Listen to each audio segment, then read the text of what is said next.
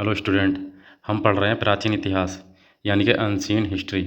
तो unseen history में हम शुरू से कवर करेंगे एमसीक्यू यानी कि क्वेश्चन, परीक्षा की दृष्टि से कौन से इंपॉर्टेंट क्वेश्चन बनेंगे। और ये जो क्वेश्चन है इंपॉर्टेंट आर ओ को ध्यान में रखते हुए चर्चा करेंगे क्वेश्चनों के बारे में, एमसीक्यू ऑब्जेक्टिव टाइप क्वेश्चन।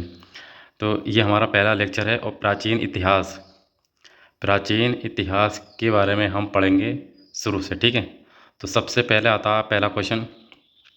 सबसे पहला, प्रागैतिहासिक शब्द का प्रयोग सर्वप्रथम किस विद्वान ने किया था? तो उस विद्वान का नाम था डेनियल विल्सन। प्रागैतिहासिक काल एक ऐसा काल था जिसमें मानव के लोगों को बिल्कुल भी ज्ञान नहीं था, यानी कि पढ़ने का, लिखने का, लिपि का बिल्कुल भी ज्ञान नहीं था। उसको बोलते प्रागैतिहासिक काल। इसको 3 पार्टों में हम पढ़ेंगे, आधि ऐतिहासिक काल और ऐतिहासिक काल, और इसके भी कुछ खंड हैं वो हम आगे चर्चा करेंगे। तो ये पहला क्वेश्चन हो गया, प्रागैतिहासिक काल के जनक कौन है, यानी किस विद्वान ने इस शब्द का प्रयोग किया था? डेनियल विल्सन ने। ठीक है, अगला क्वेश्चन है, सिंधु सभ्यता एवं वैदिक सभ्यता को किस इतिहास कालखंड के अंतर्गत रखा जाता है? तो इसका आंसर है आदि ऐतिहासिक काल के अंतर्गत। प्राग ऐतिहासिक काल एक ऐसा काल था जिसमें मनुष्य के लोगों को बिल्कुल भी ज्ञान नहीं था। इसके बाद आता आदि ऐतिहासिक काल। आदि ऐतिहासिक काल, इसमें क्या हुआ, मानव के लोगों को लिपि का ज्ञान तो हो गया था, ठीक है नहीं, लिपि का ज्ञान तो हो गया था, लेकिन इसको किस तरीके से पढ़ा जाए ये इसका ज्ञान नहीं था बिल्कुल भी इसको इसमें, ठीक है नहीं, इस तरीके में। इसके बाद जो फिर आता ऐतिहासिक काल, उसमें लिपि का ज्ञान भी हो गया और उसको किस तरीके से पढ़ा जाए उसका ज्ञान भी होगा ऐतिहासिक काल में। तो ये बीच की कड़ी है आदि ऐतिहासिक काल। इसमें लिपि का ज्ञान तो हो गया था लेकिन इसमें पढ़ा नहीं गया आदि ऐतिहासिक काल में। तो आदि ऐतिहासिक काल में कौन कौन से आते हैं? एक सिंधु घाटी सभ्यता आती है और एक वैदिक सभ्यता आती है। सिंधु घाटी सभ्यता में लिपि थी जैसे चित्र थे, तो उन्हें पढ़ा नहीं गया ये, ठीक है नहीं। तो ये आदि ऐतिहासिक काल है। अगला क्वेश्चन है, सर्वप्रथम भारत में पाषाण काल से संबंधित अनुसंधान कार्य किसने और कब प्रारंभ किया था? तो रॉबर्ट ब्रूस फ्रूट ने सन 1863 में किया था सबसे पहले ने, और इन्हें प्रागैतिहासिक काल का जनक भी माना जाता है, रॉबर्ट ब्रूस फ्रूट को, ठीक है। और ये पुरातत्व विभाग के वो भी रहेंगे जनक। अगला आता है आपका क्वेश्चन, प्रागैतिहासिक काल का सर्वप्रथम उल्लेख अंग्रेज डॉक्टर प्राइमरोज ने किया था। इन्होंने 1842 ईस्वी में कर्नाटक के रायचूर जिले में लिंगसुगूर संज्ञक स्थल से प्रागैतिहासिक काल के उपकरणों की खोज की थी, जो क्या थे, पत्थरों से निर्मित छुरे एवं तीर के फलक थे, जो ज़्यादातर काय के बने हुए, पत्थर के बने हुए थे, और छुरे और तीर थे इसमें। अगला आता है, भारतीय पुरातत्व सर्वेक्षण के प्रथम महानिदेशक जनरल कौन थे? Alexander Cunningham. इनको भारतीय पुरातत्व का जनक कहा जाता है, और अलेक्जेंडर कनिंघम ने हेनसान के यात्रा विवरण को अपना मार्गदर्शक इस प्रकार किया था, ठीक। अगला क्वेश्चन है, विश्व को भारत को विश्व के प्रागैतिहासिक मानचित्र पर प्रतिष्ठित करने में सर मार्टिमर व्हीलर का अद्वितीय योगदान है। इनके प्रयत्नों के फलस्वरूप भारत के संपूर्ण प्रागैतिहासिक संस्कृति अनुक्रम का ज्ञान हुआ है, सर मार्टिमर व्हीलर के निर्देशन में। अगला क्वेश्चन है, सन 1950 में स्टुअर्ट पिगट की एक प्रसिद्ध पुस्तक है, उसका नाम है प्री हिस्टोरिक इंडिया। इसमें भारतीय प्रागैतिहासिक अनुशीलन का नवीन नया मार्ग प्रशस्त किया सन 1950 में। किसने? स्टुअर्ट पिगट ने प्री हिस्टोरिक इंडिया में। अगला क्वेश्चन है आपका, भारत में पाषाण का मतलब समझ के, ज़्यादातर इसमें जो उपयोग किए जाएंगे ज़्यादातर पत्थर के उपयोग किए जाएंगे। पाषाण का मतलब होता है पत्थरों से प्रयोग किए जाने वाले औजार, ठीक है। शुभारंभ सबसे पहले 1863 ईस्वी में ब्रिटिश भूगर्भ वैज्ञानिक थे और पुरातत्व सर्वेक्षण विभाग के जनक भी माने जाते हैं, रॉबर्ट ब्रूस फ्रूट ने किया था। और इन्होंने मद्रास के निकट पलवरम कहाँ पर है? ये तमिलनाडु में, ठीक। तमिलनाडु से सर्वप्रथम हैंड हैक्स का मतलब होता है हाथ हाथ वाली कुल्हाड़ी, ठीक है, जो हाथ से कुल्हाड़ी चलाते हैं, हाथ वाली कुल्हाड़ी, उसको बोलते हैं हैंड हैक्स। और ये किसमें? निम्न पूरा पाषाण काल से संबंधित है, उपकरण प्राप्त किया था, ठीक है। किसने? रॉबर्ट ब्रूस फ्रूट ने पलवरम नामक स्थान से हैंडहैक्स नामक उपकरण प्राप्त किया था।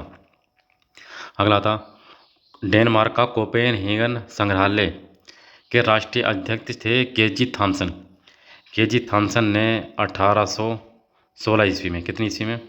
1816 ईस्वी में जो अवशेष है उनका वर्गीकरण इन्होंने 3 आधार पर किया। एक पाषाण युग, दूसरा कांस्य युग, तीसरा लौह युग। तो इन्होंने इसका उपकरण किया, वर्गीकरण किया 3 भागों में, पाषाण युग, कांस्य युग और लोह युग, केजी थॉमसन ने सर 1816 ईस्वी में। ठीक, ये डेनमार्क का कोपेनहेगन है राष्ट्रीय संग्रहालय, उसके अध्यक्ष थे केजी थॉमसन। अगला क्वेश्चन है, किसने पाषाण काल का विभाजन पूर्व पाषाण काल और नव पाषाण काल में किया है? तो एक व्यक्ति हैं जिनका नाम है सर जॉन लुबाक। सर जॉन लुबाक है, जो आगे चलकर लॉर्ड एबेबरी, लॉर्ड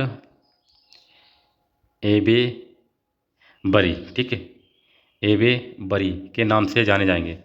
तो कौन है? सर जॉन लुबाक, बाद में ये लॉर्ड एबेबरी के नाम से जाने जाएंगे।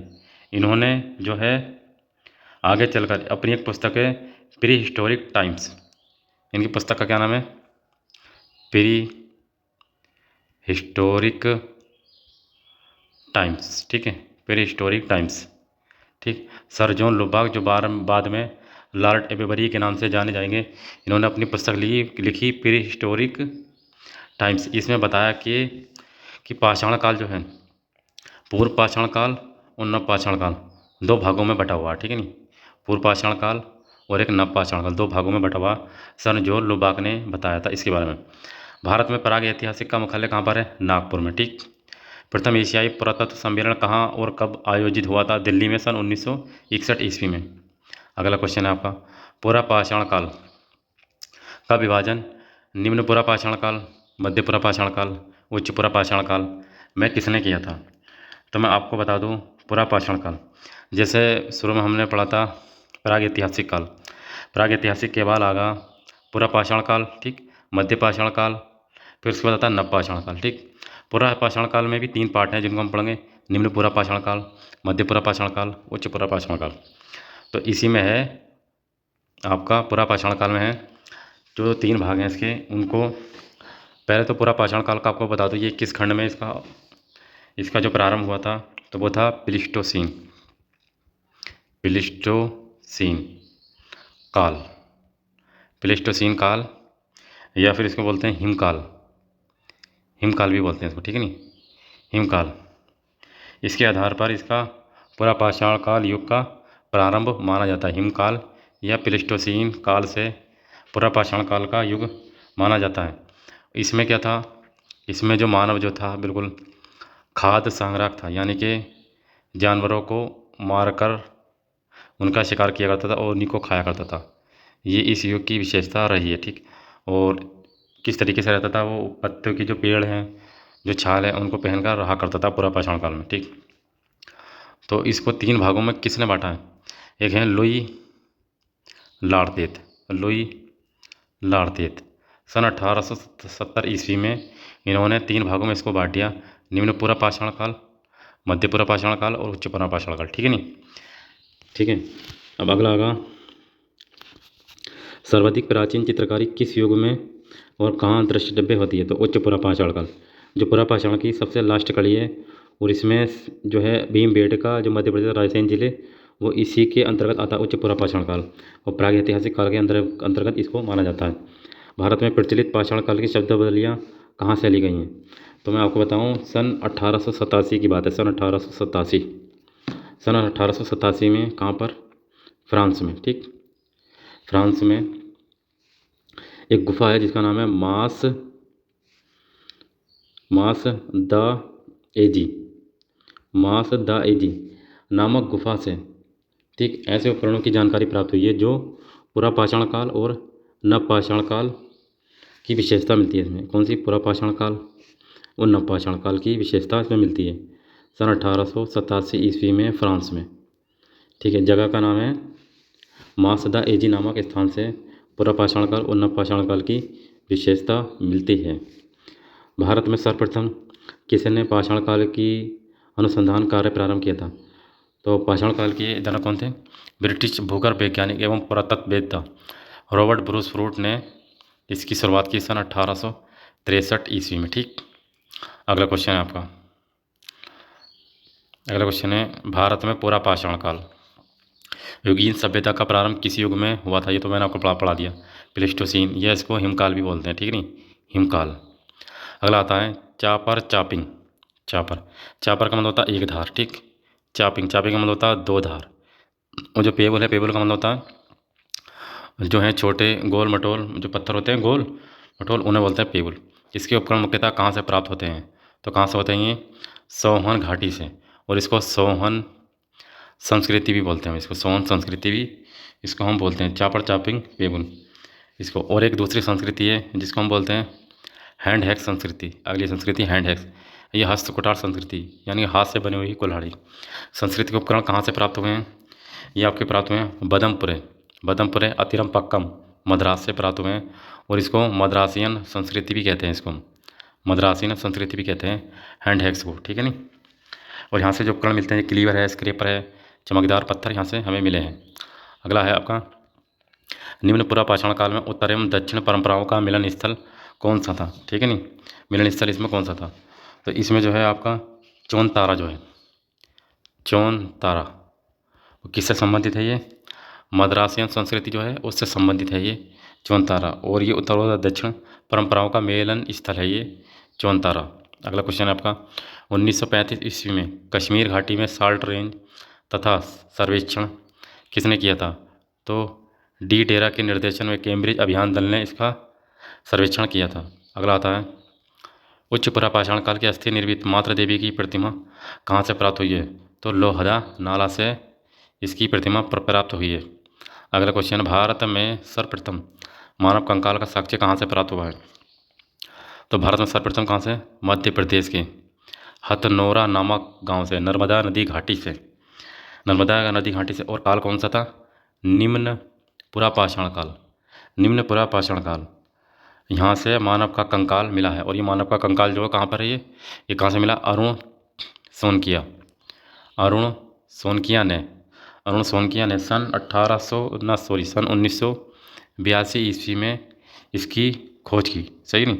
और भारत में प्राप्त होने वाला मानव का ये पहला अवशेष था जिसको हमने अब होमो इरेक्टस नाम दिया। क्या नाम दिया इसको? होमो इरेक्टस, होमो इरेक्टस इसको नाम दिया हमने। तो सबसे पहला अरुण सोनकिया ने सन 1982 में ये पहला अवशेष को खोजा मानव का, और इसको हमने होमो इरेक्टस इसको हमने इसका नाम दिया। अगला क्वेश्चन है आपका मध्य पुरापाषाण काल का उल्लेख सर्वप्रथम किसने किया था? तो जैसे आपका पुरापाषाण काल था, ठीक है नहीं, पुरापाषाण काल को 3 भागों में हमने पढ़ा था। एक होता है निम्न पुरापाषाण काल, ठीक। दूसरा है मध्य पुरापाषाण काल, ठीक। तीसरा है उच्च पुरापाषाण काल, ठीक। तो ये बीच का पढ़ा रहे हैं हम मध्य पुरापाषाण काल। मध्य पुरापाषाण काल में क्या था? इसकी खोज किसने की थी? HD संकालिया ने, HD संकालिया ने इसकी खोज की थी। कहाँ पर? प्रवरा नदी के किनारे, प्रवरा नदी, ठीक है नहीं, प्रवरा नदी, ठीक है। यहाँ से इसके मध्य पाषाण उपकरण की खोज की थी HD संकालिया ने, ठीक है। और ये HD संकालिया में जो पत्थर हैं वो बड़े अच्छे किस्म के पत्थर का उपयोग किया गया, जैसे चर्ट है, जेस्पर है, ठीक है, वो क्लिंट है, इस तरीके के पत्थर का उपयोग इसमें किया गया है। और इसको हम फलक संस्कृति भी कहते हैं। क्या कहते हैं हम इसको? फलक संस्कृति भी इसको कहते हैं हम इसको। और इसको मुस्तरियन संस्कृति भी कहते हैं। कौन सी संस्कृति? मुस्तरियन संस्कृति, मुस्तूरियन संस्कृति, मुस्तूरियन संस्कृति भी कहते हैं इसको, ठीक है नहीं। अगला क्वेश्चन है आपको किस काल के उपकरणों को मुस्तरियन संस्कृति की संज्ञा दी जाती है? मैंने आपको बताया मध्य पुरापाषाण काल। नेवासा को किस काल का प्रारूप स्थल माना जाता है? तो नेवासा जो कहाँ पर है आपका? महाराष्ट्र में, ठीक, महाराष्ट्र में।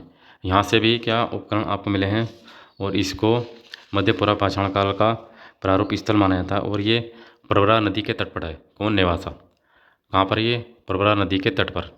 अगला है आपका फलक संस्कृति किसे कहा जाता है? ठीक है नहीं, फलक संस्कृति किसे कहा जाता है? तो मैंने आपको अभी कराया मध्य पुरापाषाण को फलक संस्कृति कहा जाता है।